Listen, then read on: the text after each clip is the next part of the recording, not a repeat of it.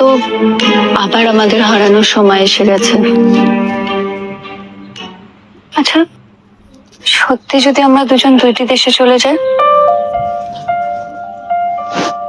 আচ্ছা, আমাদের একসাথে থাকার কি কোনো ওয়ে নাই? মনোযোগের পাল্লা ভারী করে হয়তো আছে, কিন্তু তাতে তো সবাইকে নিয়ে ভালো থাকা হবে না বৃত্ত।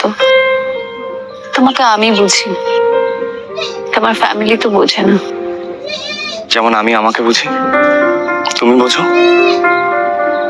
তোমার মা বাবা বোঝে না। তোমার বাবা মা, তারা চুন খেয়ে গাল পোড়ানোর ব্যথায় ব্যথিত মানুষ।